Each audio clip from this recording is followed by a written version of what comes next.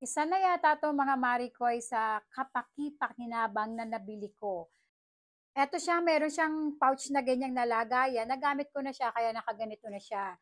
Pero ito yung mga makukuha mo kapagka bumili ka. Siyempre ito, yung lagayan, oh, wait lang baka mahulog. Ito yung lagayan and ito na yung kanyang pinaka-unit. Ayan, ayan ganyan siya. Meron siya ritong memory, yes may memory siya. Ito yung stop, yung blue, stop and start and then iseset mo, ayan, ayan. And then nakalagay rito, ito, kapag nasa kulay green, meron kasing maliit diyan na parang bar. Kapag nandiyan, parang normal pa siya. Pag nasa yellow na, yung bar na maliit, ibig sabihin parang papunta ka na sa pagka, ano tawag, pre-high blood ba tawag doon? Parang gano'n, pero hindi ka pa naman high blood, papunta pa lang.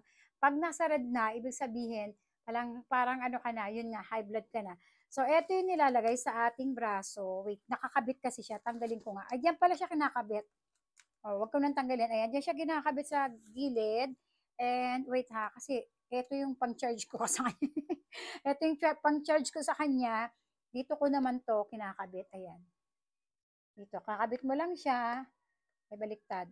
Ayan, and then kukuha ka lang nung ano, yung sa charger. Then charge mo lang, ganun.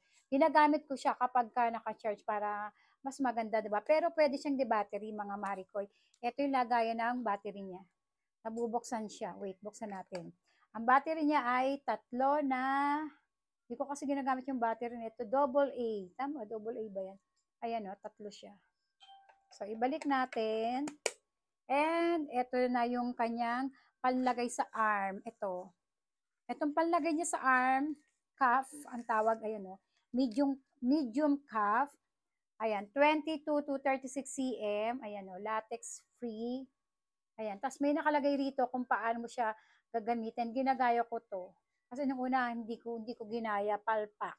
So ginagaya ko 'to. So pag binuksan mo siya, ayan ganyan siya. Tapos susuot mo rito yung ano mo, yung ayan, susuot mo diyan.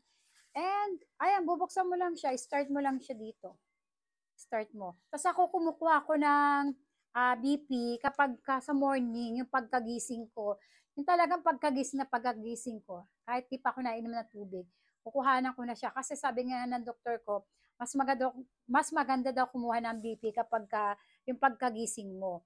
And then uulitin ko yon, titingnan ko kung meron bang pagbabago, malaki ba yung changes. Kasi sabi ng doktor ko, minsan daw, merong mga BP na sa umaga iba, pagdating ng hapon iba na kasi nga medyo napagod ka na, 'di ba? Dahil marami nang ginagawa sa buong maghapon. And then kung minsan pa nga daw may mga ganitong pangyayari. Pag nasa bahay ka, normal yung BP mo, pero pag pumunta mo doon sa clinic or sa hospital na pinunta mo, parang na-high blood ka. Parang may gano'n, kinukwento niya sa akin.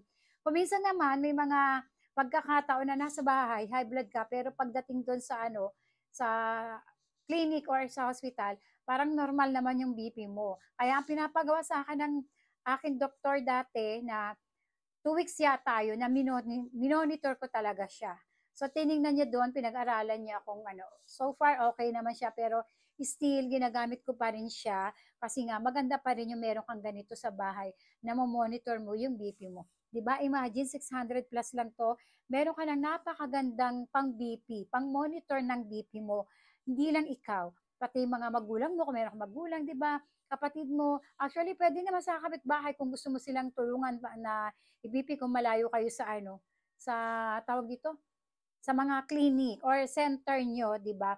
Kasi kung yung manual, alam nyo, tinaray ko rin yung manual, sobrang nahirapan ako kasi nung nagpaturo ako, meron siya mga parang pakinggan mo na pitik, unang pitik, pangalawang pitik, yun daw yun, kaya lang di ko talaga siya mag-gets. Hindi ko siya mag-gets, sabi ko mag-digital na lang ako, yung automatic, at least accurate naman siya. Sobrang ganda nito mga Maricoy. As in. Nandito pala sa gilid mga Maricoy, nakalagay dito yung product spec o yung specification ng ating pang BP. Dito naman sa kabilang side, nakalagay rito kung paano mo siya tamang gamitin. Ayan mga Maricoy, oh, kaya matututo ka talaga. Kaya mga Maricoy, ano pa inaantay nyo para rin naman to sa atin at sa mga loved ones natin? I-click nyo na sa ating yellow basket.